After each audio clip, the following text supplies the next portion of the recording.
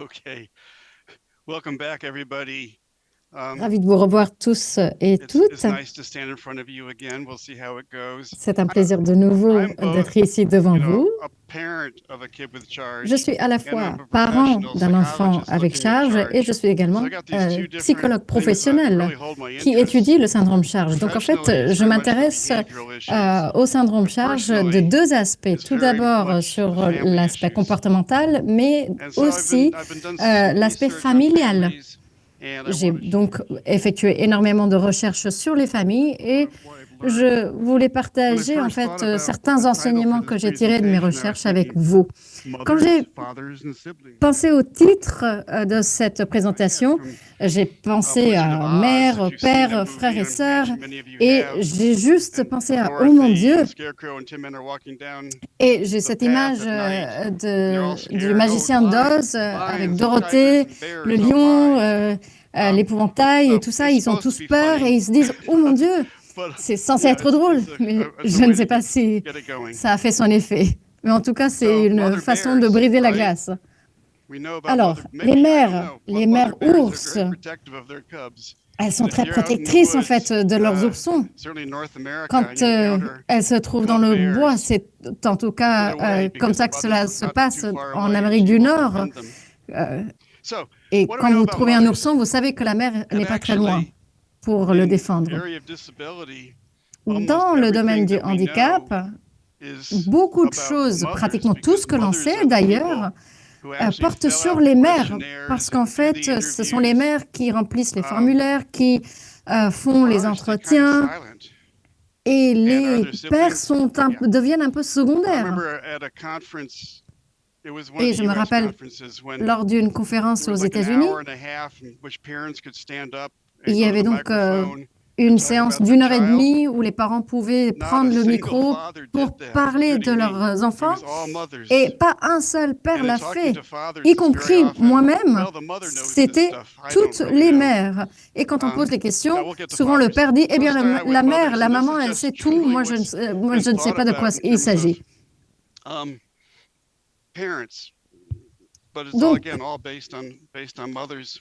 je voulais vous parler des parents, So, mais as I say, most beaucoup of the research d'informations has been portent sur done les on mères. mothers, just Il y a because they're d'abord the ones that le fill fait out que the la plupart des forms. recherches portent sur les mères, And the burden of caregiving may fall on mothers most of et all. ce sont principalement elles I had a qui bit of a portent debate with my la wife on the way charge, to the airport pour ainsi on dire, des soins. whatever day that was. It's all lost.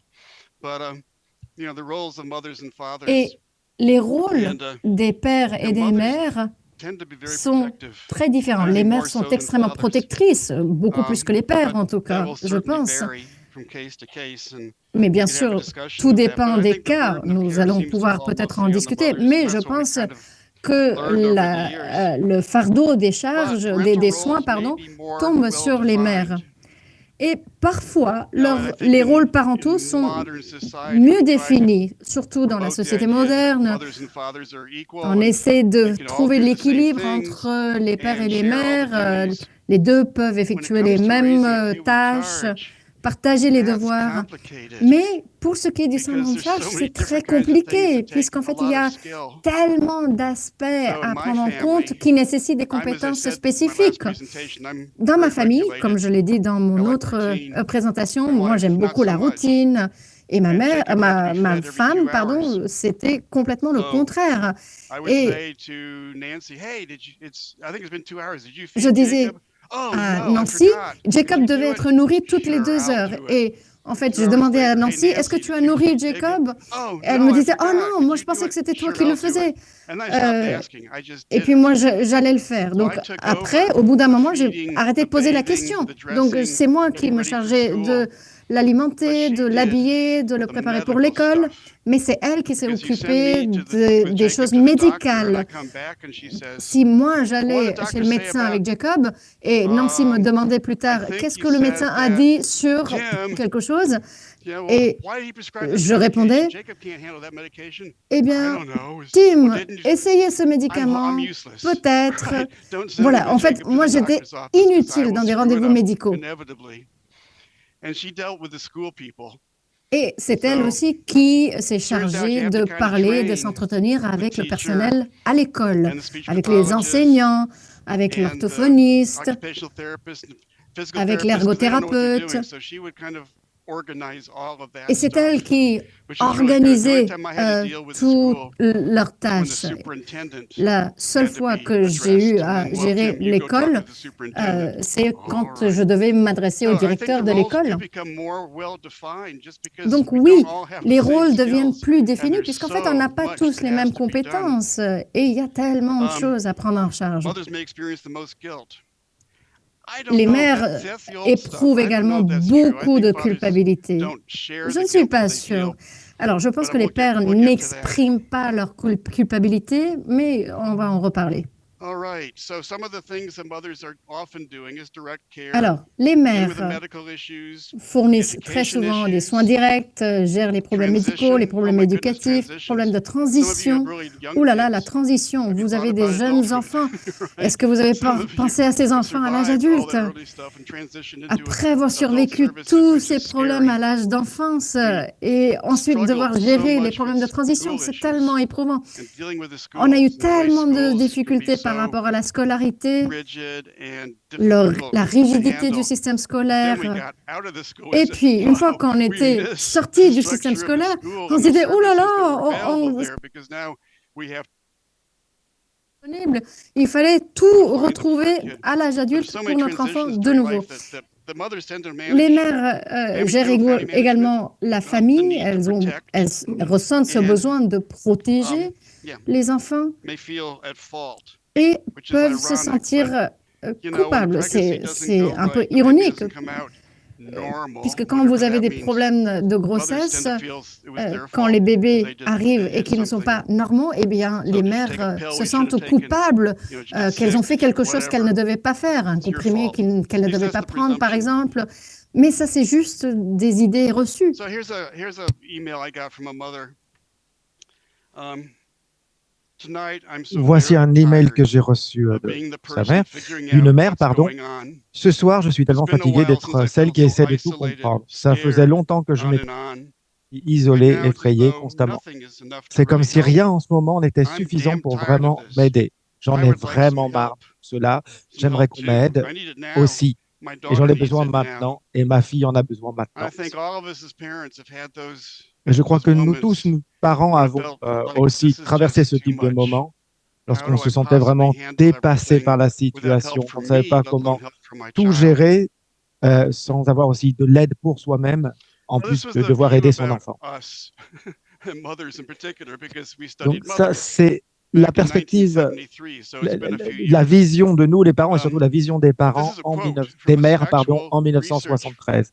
Et c'est vraiment was tiré d'une research, recherche. but a published study. C'est une véritable The situation, donc une impact étude of qui a a été publiée en handicapped child on the 1973. family is L'impact never d'un enfant negligible, handicapé sur une famille usually n'est jamais damaging, négligeable, il and est sometimes généralement catastrophic. préjudiciable et parfois A few catastrophique. families with great spiritual strength may be Cette bonded more expérience peut firmly souder together encore by the davantage experience, quelques familles but dotées in d'une grande most, force the spirituelle. stresses imposed Mais far pour la outweigh plupart any des benefit. familles, les pressions qu'elle impose sont bien That's supérieures aux gloomy. éventuels avantages. That Donc ça, means c'est vraiment très we're all sombre. basket cases here, right? We're all in Donc trouble. You know, we're all bien sûr, nous traversons tous des struggling problèmes with our ici. sanity. Nous avons tous du mal aussi à garder la tête froide dans notre situation. Et il transparaît en fait que cet auteur voyait donc des parents dans un contexte clinique. Donc quand les parents demandaient de l'aide, donc c'était une population restreinte, c'est-à-dire seulement les parents qui allaient qui se déplaçaient en clinique, et il n'avait pas la vision de tous les parents en fait et d'autres contextes. Mais est-ce qu'il y a des aspects négatifs? Alors écoutez, oui, déjà, souvent on se dit, je ne sais pas comment m'y prendre, je n'en sais pas assez, c'est ce qui nous arrive un peu à tous. Et moi, vous savez, je suis psychologue, ma femme, il n'y avait pas non plus d'assistance disponible. On attendait que le travailleur social arrive, mais il ne venait jamais. Il fallait donc qu'on gère les choses seul et on ne savait pas comment s'y prendre. Il fallait aussi que quelqu'un reste à la maison, et comme vous le devinez, c'est la mère généralement qui reste à la maison. Donc il y a souvent des mamans d'enfants souffrant du syndrome charge qui ont donc quitté leur travail car elles ne pouvaient pas gérer les deux, c'est-à-dire à la fois leur travail et leur enfant. Il faut aussi obtenir la bonne assistance médicale, donc il faut trouver aussi les bonnes personnes. Il y a aussi des craintes que vous entretenez pour votre enfant. Vous vous demandez vraiment comment il va survivre. Vous vous demandez aussi si vous en faites assez, cela vous rend coupable. On a l'impression qu'on ne peut jamais en faire assez, qu'il y a toujours plus à faire. Moi, est-ce que je vais aussi passer le reste de ma vie à faire cela? Car vous pensez que votre enfant va grandir et puis après il va quitter la maison, il va avoir sa vie autonome et vous aurez la maison pour vous-même. Mais avec un enfant qui souffre de charge, c'est différent, vous êtes responsable toute la vie. Ensuite, vous pensez qu'il n'y a pas assez d'heures dans la journée et que vous n'avez pas assez de temps pour votre époux, votre épouse et les autres enfants. Comment s'appellent mes deux autres enfants? Je ne m'en rappelle plus vraiment. Donc voilà, maintenant le point de vue aujourd'hui, un point de vue plus moderne, qui a commencé à apparaître autour de 2010, et cela est tiré d'une étude, vous ne voyez pas la référence en bas de page, mais en tout cas c'est une véritable étude. Les familles d'enfants en situation de handicap signalent des perceptions positives en plus de perceptions négatives et de stress, et certaines données suggèrent que ces perceptions positives sont courantes et qu'elles aident la famille à s'adapter à leur enfant en situation de handicap. Donc, vous voyez, il y a des choses positives quand on a un enfant avec le syndrome de charge. Déjà parce que, vous voyez, on peut se réunir, créer des réseaux, apprendre les uns des autres. Mais je vais vous donner ma propre liste des aspects positifs. Alors déjà, il y a un certain plaisir, une certaine satisfaction que l'on tire en fournissant simplement des soins à quelqu'un. Moi, j'aime prendre soin de mon fils, de m'en occuper. Et c'est important que je puisse le faire. Et l'enfant aussi est une source de joie de mille manières. Lorsque nos enfants apprennent quelque chose, on s'extasie, on est là, waouh! Et ils apprennent des choses en fait très rapidement, on ne s'en rend même pas toujours compte, toutes les choses qu'ils savent faire. Ça, c'est pour la plupart des enfants. Mais quand notre enfant qui souffre de charme apprenne quelque chose ou comprenne quelque chose, on a ce sentiment on s'extasie. Ensuite, il y a le sentiment d'accomplissement de toutes les choses qu'on peut faire ensemble. Et aussi, dans certaines manières, notre famille est plus soudée parce qu'on est tous dans la famille centrés sur un besoin très fort. Il y a aussi un nouveau but, un nouveau sens dans la vie. Peut-être que je n'étais pas sûr où j'allais dans ma vie, ma carrière, etc. Mais maintenant, je sais exactement sur ce que je fais. C'est de nouvelles compétences, nouvelles capacités, parfois peut-être même une nouvelle carrière. Il y a de nombreux parents qui reprennent les études ou qui changent de boulot. Aider aussi à devenir une meilleure personne. Alors là, je n'en suis pas sûr, mais je crois que de certaines manières, oui, on est peut-être devenu plus sensible, on fait plus attention aux autres. Ensuite, on a gagné en résistance, en confiance en soi. On sait qu'on peut gérer des situations, on sait qu'on peut faire front aux docteurs ou aux enseignants. Aussi, établissement de nouveaux réseaux sociaux, de gens qu'on n'aurait peut-être jamais rencontrés sinon. Il y a plusieurs personnes ici que je connais maintenant depuis un moment.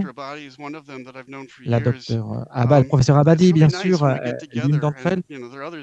Et c'est toujours très agréable de se réunir, de se voir, et ça bien sûr d'un point de vue professionnel, mais d'un point de vue de parents, c'est pareil. Moi, je me rends à peu près toutes les conférences importantes aux États-Unis, qui sont très grandes, celles qui sont aux Australie, Nouvelle-Zélande, elles sont plus petites, mais j'y vais aussi parfois. Je suis un peu accro, si vous voulez, aux conférences charge. Mais par exemple, j'étais en Australie le mois dernier. Et là-bas, depuis 1994, ce syndrome est connu. Et il y a des relations qui se sont forgées et qui sont des relations très importantes pour moi. Ensuite, renforcement de la spiritualité dans de nombreux cas. Ensuite, une nouvelle perspective aussi sur la vie. Et puis profiter autant que possible de chaque jour.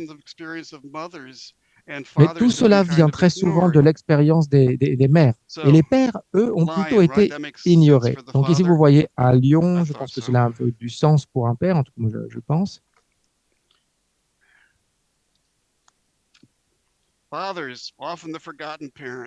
Donc les pères sont souvent le parent oublié.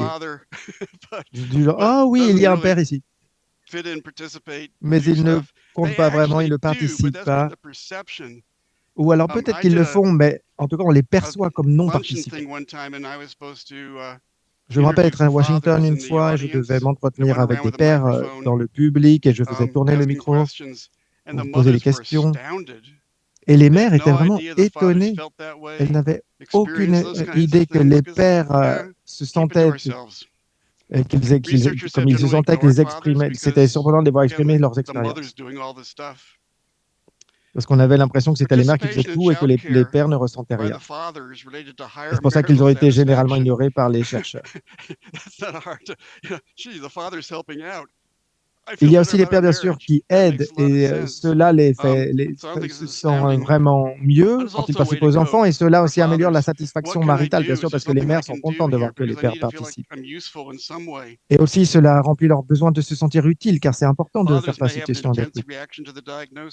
Alors, parfois aussi, les pères peuvent avoir une réaction intense suite au diagnostic.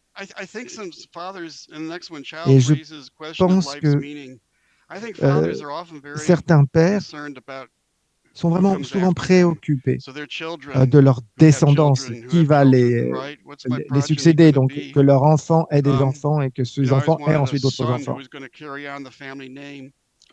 Donc avec un fils qui va prolonger, reproduire le nom de famille de génération en génération. Donc ça, c'était important pour les pères. Ensuite, il y a peut-être la question du sens de la vie. On doit orienter sa vie, on ne voit plus aussi au match de foot comme avant, on ne voit plus ses amis comme avant. Et donc, on peut se sentir coupé de soutien social. Ensuite, il y a la vision négative des professionnels. J'y reviendrai peut-être, mais souvent, les pères accusent les professionnels de ne pas être capables de soigner l'enfant, car ils pensent que le professionnel devrait être capable de tout faire. Alors qu'en fait, les professionnels disent qu'ils n'ont pas toujours toutes les données, qu'ils doivent essayer tel ou tel traitement. Et les pères s'énervent, ils pensent que les docteurs doivent tout savoir et prendre soin de leur enfant et le soigner. Et il y a aussi quand même une courbe d'évolution, une courbe de croissance chez les pères. Je suis allé à de nombreuses réunions avec des pères, et on parle pendant 1 heure avec des pères dans le cadre d'une conférence charge, et on parle avec eux. Donc, chaque père s'exprime l'un avec l'autre, quel est son nom, le nom de son fils, et la question c'est quelle est la meilleure chose qui vous soit arrivée depuis que vous avez un enfant qui souffre du syndrome de Charge. Et la plupart du temps, les pères disent que ça leur a changé la vie, ils passent plus de temps avec leur famille, leurs enfants. Avant, c'était par exemple des gens qui étaient complètement accros au travail, ou alors ils étaient alcooliques et ils ont dû arrêter.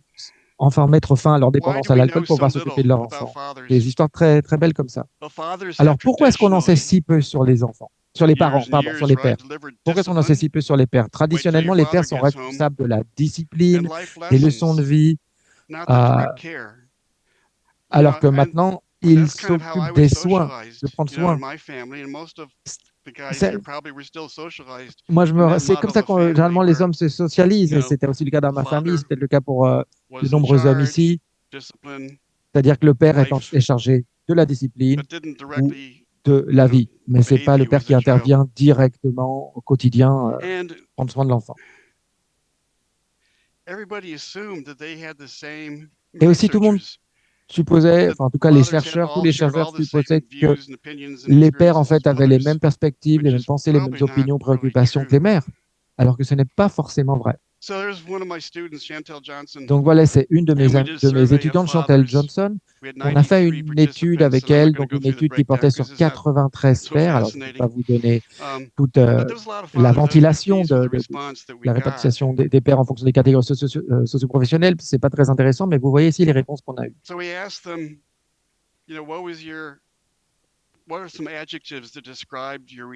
Donc on leur a demandé quelques adjectifs pour décrire la réaction à la naissance de leur enfant ou au diagnostic, et on a ensuite catégorisé. Et la catégorisation qui est sortie en premier, c'était effrayé, préoccupé, anxieux, inquiet. Et souvent parce qu'en fait, il devait rester un homme, l'homme de la société, l'homme de la situation et l'homme face à la société. Il y en a aussi beaucoup qui disaient qu'ils étaient tristes, affligés, perdus, pessimistes. Cette attitude où tout s'écroule autour de vous. Ensuite, choqué, abasourdi, blessé, confus, compensé, déçu, impuissant. L'impuissance, c'est vraiment quelque chose d'important ici. Ensuite, de l'amour, de la fierté, de l'appréciation, du dévouement. Donc, dans certains cas, il y a un homme qui dit non, je vais vraiment m'occuper, je vais vraiment me consacrer à mon enfant, je vais répondre à tous ses besoins, ce qui est très bien comme réaction. Et aussi colère, ressentiment, amertume, rage. Et donc, dans la plupart des cas, je ne sais pas si on l'a mentionné, mais la mutation du gène CHD7 vient du sperme du père.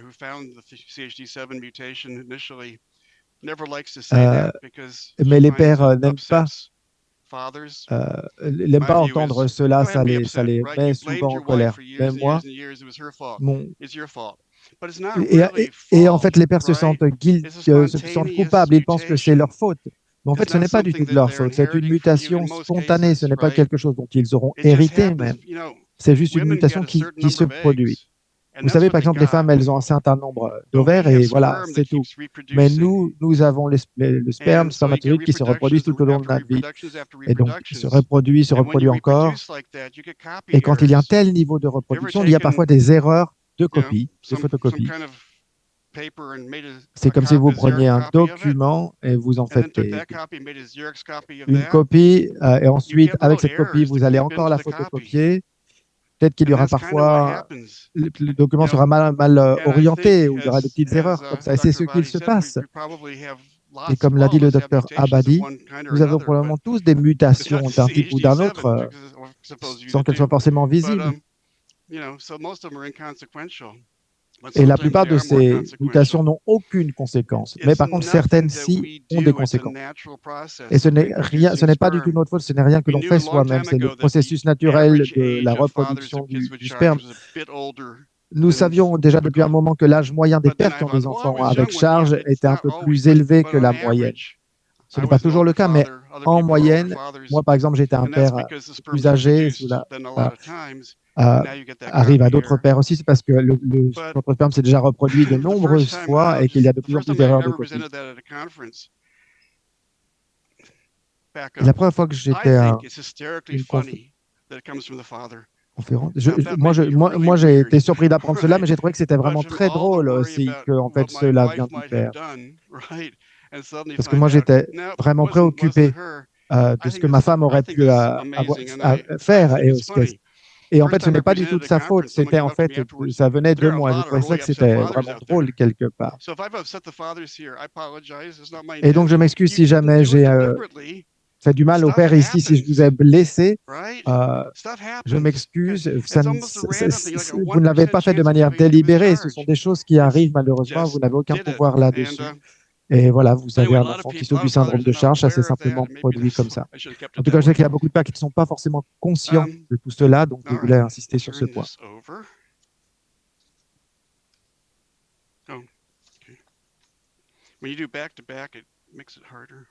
Excusez-moi, j'ai imprimé dos à dos, donc c'est recto verso, donc c'est plus difficile de lire. Donc, ensuite, nous avons posé des questions aux pères sur l'impact sur leur carrière, d'avoir un enfant qui souffre du syndrome Charge. Et certaines analyses montrent qu'en fait, ils n'ont pas utilisé plus de temps loisir qu'auparavant. Je crois qu'aussi, il y a beaucoup de femmes qui ont très peu de temps de loisir, elles le remplissent complètement, elles sont très occupées. Et seulement la moitié des pères n'ont pris partie de leur congé statutaire. Ce qui est d'ailleurs très mal, je pense que c'est plutôt un réflexe américain de ne pas prendre toutes ces vacances. En tout cas, les pères ont aussi affirmé que leur carrière était beaucoup moins centrale dans leur identité depuis la naissance d'un enfant avec Charge. Car peut-être maintenant cet enfant est devenu quelque chose de plus central dans leur vie. Ils ont un enfant qui ont vraiment besoin d'eux d'une manière qu'ils n'avaient pas anticipée et cela devient plus essentiel que leur carrière. La naissance a entraîné aussi, même à chaque fois, un changement de carrière ou un changement d'emploi chez certains pères, chez 29% d'entre eux.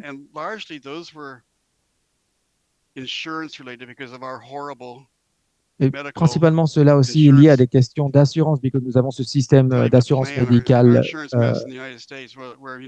qui est vraiment inefficace, horrible aux États-Unis. Les services médicaux sont basés sur la détention d'une telle couverture d'assurance maladie. Si vous en avez une qui est plus ou moins bonne, vous avez accès à plus ou moins de services et vous avez besoin de ces services pour soutenir, pour couvrir les besoins médicaux de votre enfant.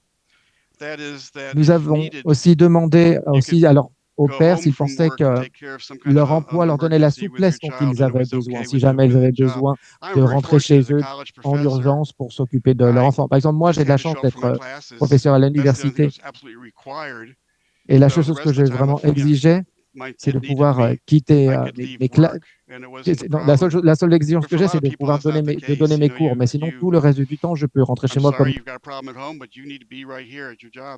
plupart des autres parents ou des pères. C'est difficile. Ils doivent rester sur leur lieu de travail, quelle que soit la situation. Donc, en tout cas, beaucoup de pères sentaient que leur emploi leur donnait cette souplesse nécessaire. Ensuite, l'impact sur les amitiés. Les pères ont suggéré que la qualité de leurs amitiés était inférieure depuis la naissance de leur enfant. Vous savez, les hommes ont un peu ces amitiés où ils sont les uns à côté des autres et ensemble et ils font quelque chose, alors que les femmes, elles sont plutôt l'une en face de l'autre à discuter. Donc les hommes ont par exemple jouer au sport, faire du foot. Mais bon, c'est comme ça, les relations entre hommes ne sont pas forcément très personnelles en général. Mais ça peut quand même être des relations de très haute qualité qui donnent vraiment un sens, une relation profonde entre deux hommes. Mais bien sûr, avec la naissance, il arrive qu'avec la naissance, la qualité de ces relations se réduise. Et les pères pensaient aussi qu'ils avaient peut-être moins d'amis. Je ne sais pas si cela vous arrive en tant que famille. Il y a des gens qui, nous, en tout cas, on avait des amis et un grand nombre d'entre eux ont disparu après la naissance de Jacob. Peut-être que c'était trop difficile pour eux de gérer notre fils Jacob et aussi nous-mêmes. Ils ne savaient peut-être aussi pas quoi dire. Et j'ai remarqué d'ailleurs, quelques années après la naissance de Jacob, il y avait des amis à nous qui avaient l'habitude de venir chez nous.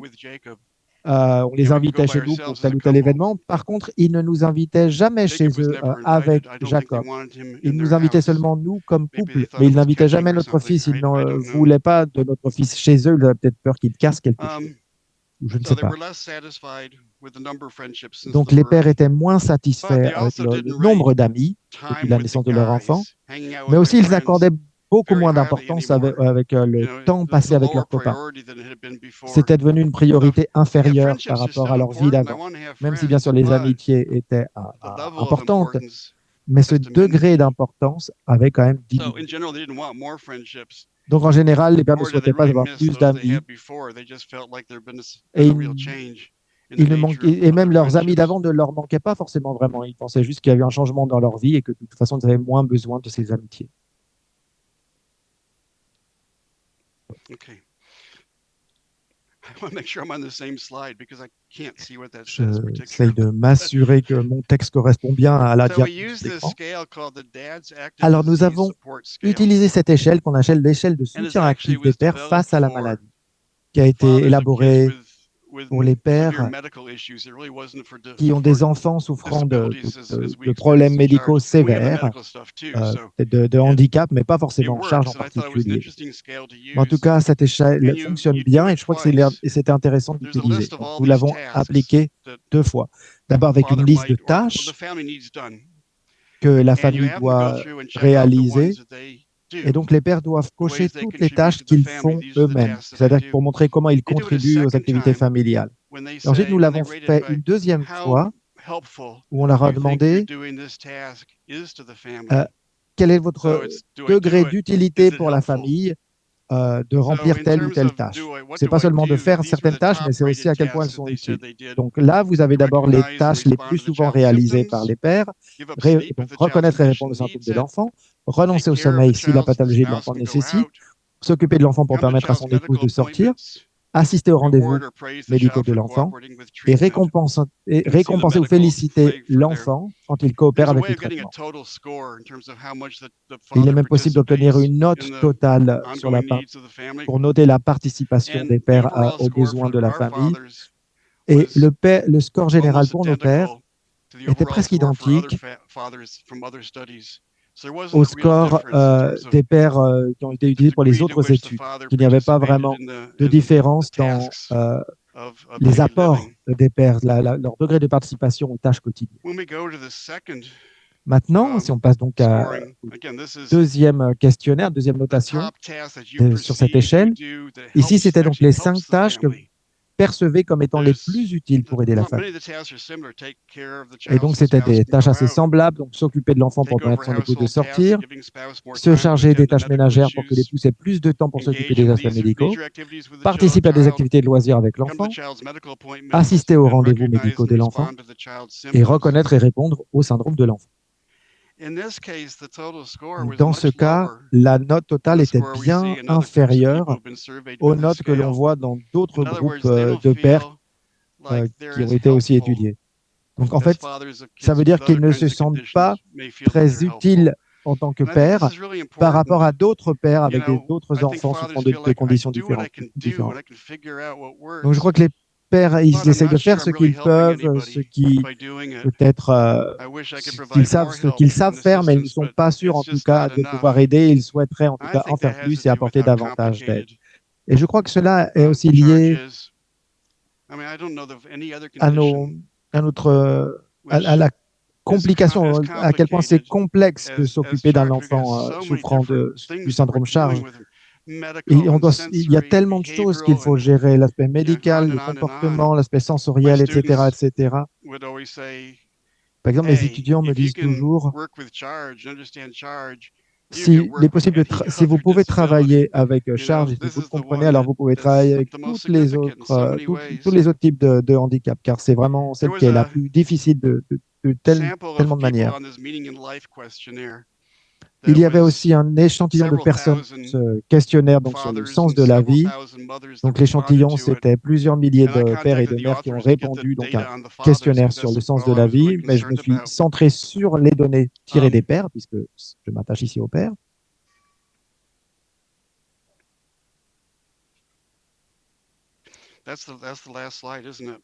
C'est la dernière diapo, je crois.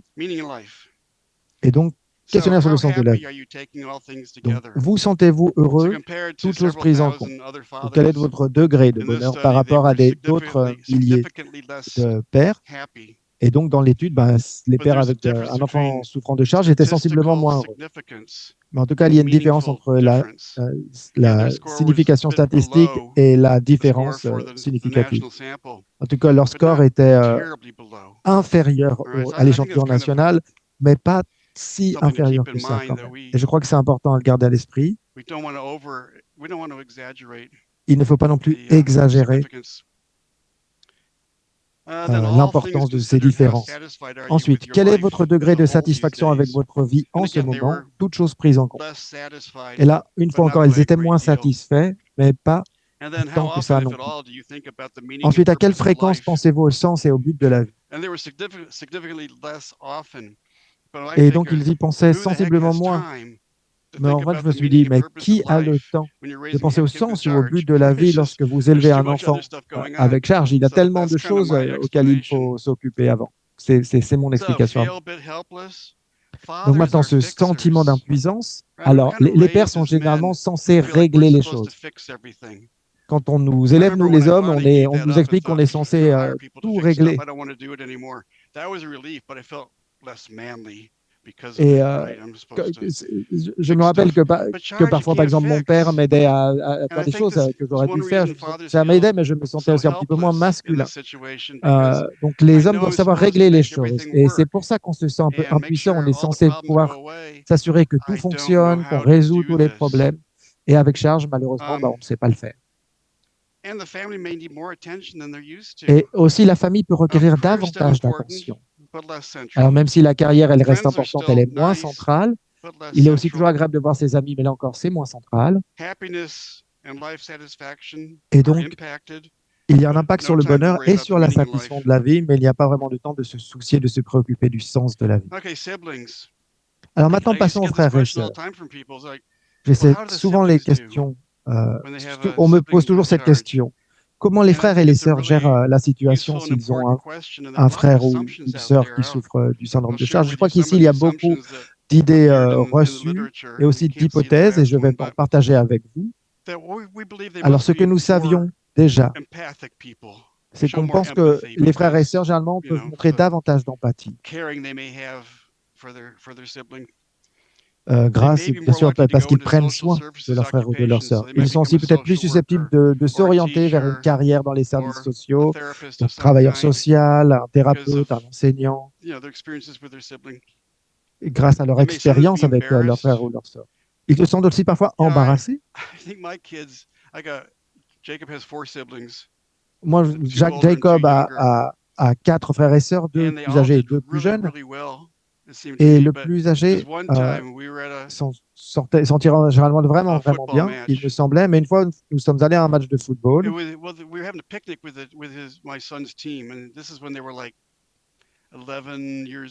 Et c'est quand mon fils avait peut-être 11 ans. Et j'ai vu qu'il y avait des membres de l'équipe qui regardaient Jacob et qui se demandaient qu'est-ce qui lui passe à Jacob. Et je voyais mon fils aîné qui se sentait embarrassé, que j'étais gêné du regard des autres sur son petit frère. Mais c'est en fait quelque chose de commun. Ensuite, il y a les sœurs qui dispensent davantage de soins, car bien sûr aussi c'est ce qu'on demande aux femmes de faire en général. Mais les frères aussi dispensent plus de soins que ceux qui n'ont pas de frères ou sœurs en situation de handicap. Et je ne sais pas si cela vous concerne, mais en tout cas, moi, si je voulais quelque chose, par exemple, je voulais un verre d'eau, je dirais à mes enfants, est-ce que vous pouvez m'apporter un verre d'eau? Et les enfants, généralement, disent, va le chercher toi-même. Mais par contre, si je dis à mes enfants, est-ce que tu peux aller chercher quelque chose pour Jacob? Et bien là, oui, ils vont chercher un verre d'eau pour Jacob sans poser aucune question.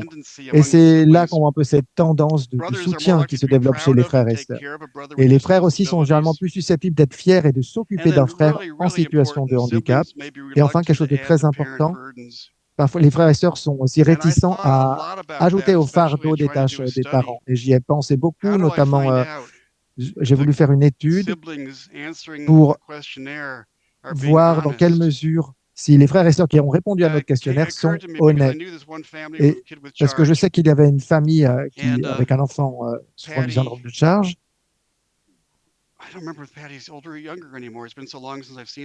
En tout cas, ça fait longtemps que je les ai vus, mais la sœur, Chris, semble être la personne la plus brillante, la sœur la plus incroyable. Elle était toujours là, elle était toujours réactive, elle était toujours intéressée aussi. Elle s'intéressait au syndrome Charge. On parlait dans des conférences, on parlait de sa sœur qui en était atteinte. Et je disais, cet enfant, elle est vraiment incroyable. Et ensuite, elle est allée à l'université, elle a eu son diplôme et elle a travaillé à l'unité psychiatrique. Et pourquoi? Et en fait, ce qui s'est passé, parce qu'elle a eu une crise, elle a été orientée vers des services psychiatriques parce qu'en fait, elle a complètement pété les plombs. Elle m'a dit parce que toutes ces années, en fait, j'avais tout plein de problèmes, mais mes parents étaient tellement préoccupés par ma sœur que je ne leur ai jamais rien dit sur mon propre état.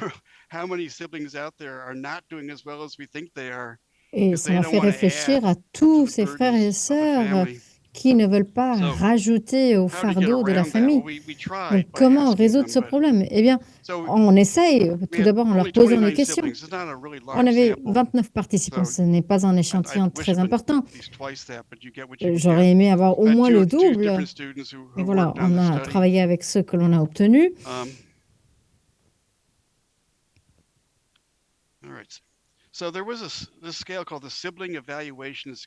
Alors, il s'agit d'une échelle d'évaluation de frères et sœurs qui a été élaborée par une femme pour une dissertation qu'elle écrivait dans le domaine du service social. C'était vraiment la seule dissertation que j'ai pu trouver et on ne l'utilise pas très souvent. Alors, le plus grand impact sur les frères et sœurs sont les suivants. Tout d'abord, ils se sentent isolés. Et ils sont devenus aussi plus tolérants.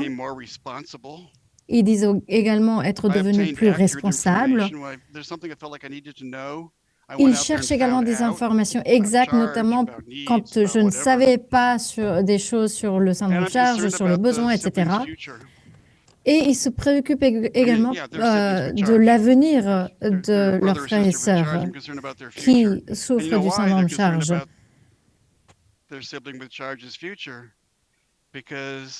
On sait qu'ils s'en préoccupent parce que dans la plupart des cas, l'attente, c'est que c'est eux qui en prennent soin plus tard. J'ai parlé à tellement de frères et sœurs pendant de nombreuses consultations dans d'autres contextes et je leur dis, vous êtes là parce qu'en fait, vous savez que plus tard, c'est vous qui allez vous en occuper et on me répond toujours oui. Dans notre famille, j'ai un problème intéressant. Il y avait 3 de mes 4 autres enfants, en fait, qui voulaient s'occuper de Jacob. C'était une sorte de concours pour savoir qui allait devoir s'occuper de Jacob. Ça, c'est plutôt inhabituel. Alors, on a également étudié l'aspect de l'isolement social. On a utilisé une échelle qui s'appelle l'échelle de la solitude de UCLA, l'université en Californie. Et on a trouvé que ces frères et sœurs ayant des frères ou sœurs avec syndrome charge se disent sensiblement moins seuls que les autres étudiants étudiés dans l'échantillon. Et en fait, on se rend compte que pour ces frères et sœurs, la famille est beaucoup plus importante.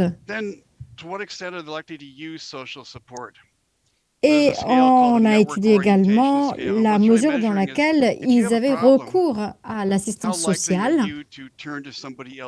c'est-à-dire quand vous avez un problème, quelle est la probabilité que vous allez chercher de l'aide à l'extérieur. Eh bien, certains n'expriment en fait aucun problème à l'extérieur. D'autres personnes en fait trouvent cela très facile de s'exprimer, de parler de leurs problèmes. Et on a trouvé que le recours à l'assistance sociale était plutôt semblable à l'échantillon des pères que l'on a étudié. 12 de ces frères et sœurs avaient participé à une conférence charge et 7 avaient participé à un groupe de soutien. Donc, en fait, là, c'est déjà quelque chose de très utile parce qu'en fait, ils trouvent d'autres pères qui sont face à la même situation. All but 2 of them, 29, right? So 27 of them. Alors, 27 d'entre eux pensaient que leurs parents ressentissaient au moins un stress, un niveau de stress modéré, et la majorité attribuait ceci, au moins en partie, à l'enfant atteint de charge.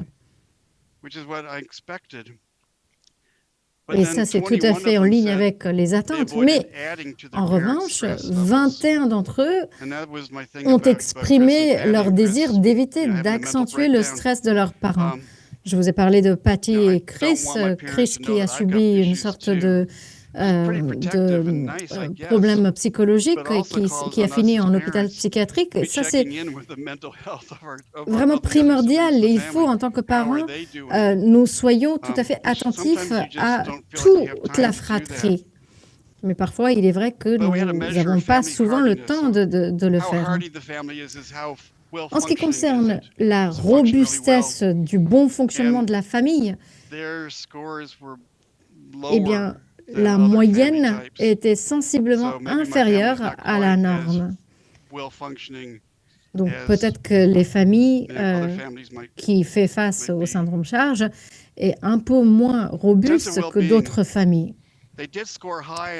Pour ce qui est du sentiment de bien-être, il y a eu plutôt une note élevée pour la perception du bien-être personnel. Il y a souvent le sentiment que moi, je vais très bien, mais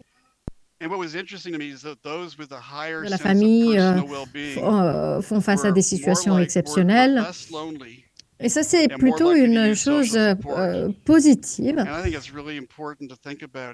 Et puis, ces personnes-là, ces frères et sœurs, se sentaient sensiblement moins seuls également, étaient plus susceptibles également de faire appel au soutien social.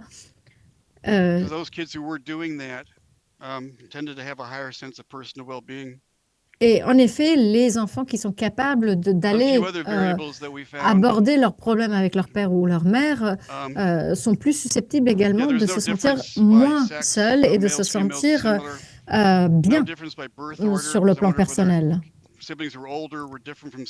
Alors, il y avait les autres variables qui étaient prises en compte, notamment le fait qu'il n'y avait aucune différence en fonction du sexe, de l'ordre de naissance, de l'âge du participant ou de l'âge du frère et de la sœur.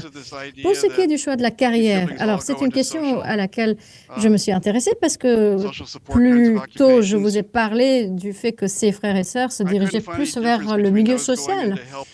Et finalement, dans cette étude, je n'ai trouvé aucune différence entre ceux qui s'orientent vers les carrières dans l'assistance et ceux qui se dirigent vers d'autres carrières. Il y avait en effet se dirigeait vers les carrières d'aide et d'assistance, mais autant de personnes qui se dirigeaient également vers des carrières comme ingénieurs, etc. Mais ceux qui se sont orientés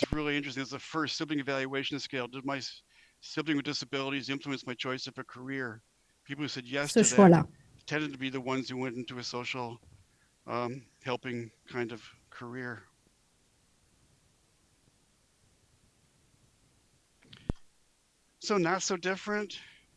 Donc, en fin de compte, ils ne sont pas si différents que ça. Eh bien, selon cette étude, généralement, ce que l'on a trouvé, c'est qu'il y a eu une grande valorisation de leurs frères ou leurs sœurs avec charge. Et parfois, on peut imaginer qu'en fait, il y a une sorte de ressentiment par rapport à leurs frères ou sœurs avec charge, mais on n'a vraiment pas trouvé cela. Les remarques que l'on a recueillies, c'était vraiment des remarques extrêmement belles, des réflexions très très belles. J'adore mon frère ou ma sœur. Ils reconnaissent également le stress des parents et évitent de rajouter à ce stress-là. Ils ne se sentent pas particulièrement isolés non plus. Et en général, ils s'estiment et ils estiment également qu'ils vont bien eux-mêmes. Et ma recherche et fort de mes entretiens avec ses frères et sœurs, eh bien, moi, j'ai le sentiment qu'ils vont bien. Oui, en effet, les parents, en tant que parents, on peut passer plus de temps avec eux. On peut leur demander comment ils vont. Mais en général, le syndrome charge ne va pas nuire à leur avenir, à leur vie. En fin de compte, c'est une question familiale. C'est une superbe image ici. J'ai vu, ici vous voyez l'ours, le tigre et le lion ensemble. Alors, d'où vient la source de signification? Eh bien, cette signification vient de la famille, même s'il s'agit d'une famille qui ne fonctionne pas bien. On a parfois ce sentiment de bien-être grâce aux amis, grâce à l'amitié. Mais en fait, la famille, c'est la chose qui vous donne le sentiment d'appartenance. Eh bien, moi, je dirais que les conférences charge également, c'est une source de sentiment d'appartenance parce que c'est vraiment le seul endroit où on peut aller avec son enfant, où personne ne va nous poser des questions comme « Ouh là là, pourquoi votre enfant est bizarre? Pourquoi il a un tube? Il y a une sonde qui sort de son nez, etc. » Donc, en fait, c'est une source également de confort. On a le sentiment qu'on est au bon endroit avec mes meilleurs amis et nous sommes tous là ensemble face à ce syndrome charge. Ensuite, il y a des devises familiales, tous pour un et un pour tous. C'est notre devise à nous. Eh bien, cela va ne pas vous parler. Notre devise, c'est juste dire « Wouhou !» Mais c'est vraiment quelque chose pour représenter qui vous êtes. Et il y a également les rituels familiaux. Et ils deviennent tellement importants quand vous avez un enfant avec le syndrome charge. Parfois, les familles perdent les choses qu'elles font ensemble, sur des générations parfois. Et quand vous avez un enfant charge, eh bien, vous essayez de mettre en place de nouveaux rituels. Ensuite, il faut avoir le courage d'être imparfait, notamment parce qu'il y a tellement de personnes imparfaites dans le monde. Je ne vais pas montrer de doigt, tout le monde est imparfait, n'est-ce pas? Nous sommes tous êtres humains. La perfection, ce n'est pas vraiment un objectif réalisable. Mais il faut être courageux pour reconnaître que vous ne pouvez pas tout faire, que vous avez des imperfections. Et ça, c'est tout à fait acceptable. C'est la façon dont vous contournez ces imperfections. C'est ça qui compte. Vous essayez d'éduquer cet enfant. Est-ce que vous allez être parfaite en train de le faire? Eh bien non. En Nouvelle-Zélande, lors d'une conférence, j'étais logée dans une famille avec un enfant en charge. La mère cuisinait dans la cuisine et j'ai remarqué pendant mon séjour avec cette famille, cette mère était formidable, la façon dont elle gérait, dont elle traitait son enfant. Et en fait, moi, j'ai eu un sentiment de culpabilité en me disant peut-être que je ne fais pas tout ce que je dois faire en éduquant Jacob. Et je lui ai posé la question. J'ai dit, Robin, est-ce que vous avez aussi ces doutes? Vous voyez que quelqu'un d'autre éduque mieux son enfant? Et elle avait une tendance, en fait, à parler très, très rapidement. Moi, je n'arrive même pas à reproduire leur accent. Et je ne comprenais pas tout ce qu'elle disait. Mais elle était tout à fait d'accord avec moi. En tout cas, c'est le sentiment que j'ai eu en l'écoutant. On a tous ces doutes-là. On se dit tous qu'on ne fait pas peut-être tout ce dont mon enfant a besoin. Mais ce qui compte, c'est que vous continuez d'agir malgré votre sentiment d'imperfection.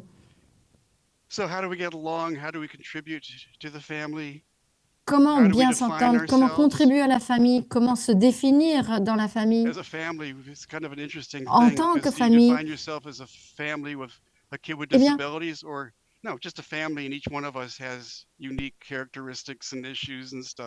famille, on est tous composés de traits, de caractéristiques distinctes. Nous sommes une famille comme une autre. Voici quelques photos de familles charges. À droite, vous voyez ma famille à moi. Photo faite il y a quelques années. Jacob est devant, au milieu. Nous sommes différents. Mon fils aîné est marié à une Chinoise. On a également une autre personne qui vient du Guatemala. Et ma femme est moitié libanaise. Et nous avons donc en fait des descendances juives et arabes. Donc en fait, voilà, nous sommes une famille tout à fait normale.